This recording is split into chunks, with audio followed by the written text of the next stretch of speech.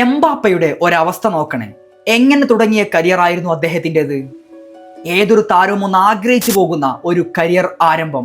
തന്റെ ടീനേജ് കാലത്ത് തന്നെ ഫ്രാൻസിനോടൊപ്പം ലോകകപ്പ് വിജയിക്കുന്നു, ലോകകപ്പിലെ ഗോൾഡൻ ബോയ് ആയി മാറുന്നു. ഇനി PSG-യിലാണെങ്കിലോ ഗോളും അസിസ്റ്റും കിരീടങ്ങളുമായിട്ട് ശോഭിച്ചു നിൽക്കുന്ന ഒരു കരിയർ ആയിരുന്നു അദ്ദേഹത്തിൻ്റെത്. പക്ഷെ ചാമ്പ്യൻസ് ലീഗ് മാത്രം അദ്ദേഹത്തിന് ലഭിച്ചിരുന്നില്ല. അതിനുവേണ്ടി ഒരു ഗോൾഡൻ ഇറയെ തന്നെ അവർ കൊണ്ടുവരുന്നുണ്ട്, മെസ്സി, നെയ്മർ, എംബാപ്പെ. പക്ഷേ അവിടെയും കാര്യമുണ്ടായില്ല, അവർക്ക് ചാമ്പ്യൻസ് ലീഗ് അടിക്കാൻ സാധിച്ചിരുന്നില്ല.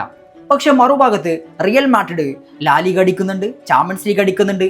അവരെന്തായിരുന്നോ അതിന്റെ തനത് ശൈലിയിൽ അവർ തുടർന്നു കൊണ്ടിരിക്കുകയായിരുന്നു. പക്ഷെ ഇവിടെ PSG-ക്ക് UCL അടിക്കാൻ സാധിക്കുന്നില്ല. അങ്ങനെ റിയൽ മാഡ്രിഡിൽ നിന്നും കരീം ബെൻസമ പടിയിറങ്ങുന്നുണ്ട്. ഒരു സ്ട്രൈക്കർ ഇല്ലാത്ത സിറ്റുവേഷനിലൂടെ കടന്നു പോകുന്ന റയലിലേക്കാണ് കിലിയൻ എംബാപ്പയുടെ കടന്നുവരവ്. അതുവരെ ലാലിഗയും ചാമ്പ്യൻസ് ലീഗും ഒക്കെ നേടിയവർ 2 സീസണായിട്ട് അത് നേടാതാകുന്നു.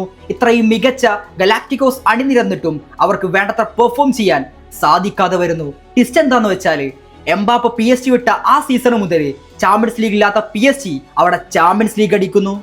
ഈ സീസണിലും അവർ ഫൈനലിലേക്ക് എത്തുന്നു. ടൈറ്റിലിന് വേണ്ടി റയൽ തെരഞ്ഞെടുത്തപ്പോൾ വിട്ട ടീം ബാക്ക് ടു ബാക്ക് ഫൈനലിലേക്ക് എത്തുന്നു. പക്ഷേ ഫുട്ബോൾ എന്നത് ഒരു ടീം ഗെയിം തന്നെയാണ്. ഒരാൾ പോയത് കൊണ്ടോ വന്നത് കൊണ്ടോ എന്നും വലിയ മാറ്റങ്ങളൊന്നും ടീമിൽ സംഭവിക്കണമെന്നില്ല. പക്ഷേ മറ്റെന്തോ പ്രശ്നങ്ങൾ റയലിനെ അലട്ടുന്നുണ്ട്. ശരിക്കും 2 സീസൺ കൊണ്ടൊന്നും അദ്ദേഹത്തെ വിലയിരുത്തരുത്. പ്രധാനപ്പെട്ട 2 ട്രോഫികളെ അദ്ദേഹത്തിന് നഷ്ടപ്പെട്ടിട്ടുള്ളൂ. 2 സീസൺ കൊണ്ട് 2 ട്രോഫികൾ ഓൾറെഡി അയാൾ നേടിക്കഴിഞ്ഞിട്ടുണ്ട്. UEFA സൂപ്പർ കപ്പും ഇന്റർ കോണ്ടിനെന്റൽ കപ്പും 2024 അയാൾ വിജയിച്ചിട്ടുണ്ട്.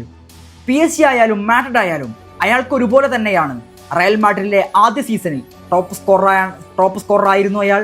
ഈ സീസണിലും ലാലിഗ ടോപ്പ് സ്കോററാണ്. ഈ വർഷത്തെ UCL ടോപ്പ് സ്കോററാണ്. എല്ലായിടത്തും തൻ്റെ പെർഫോമൻസ് കൃത്യമായും വ്യക്തമായും അയാൾ നടത്തുന്നുണ്ട്. പക്ഷേ ടീമിൻ്റെ മുന്നോട്ടുള്ള പോക്കിന് അതൊന്നും സഹായകരമാകുന്നില്ല എന്നതാണ്.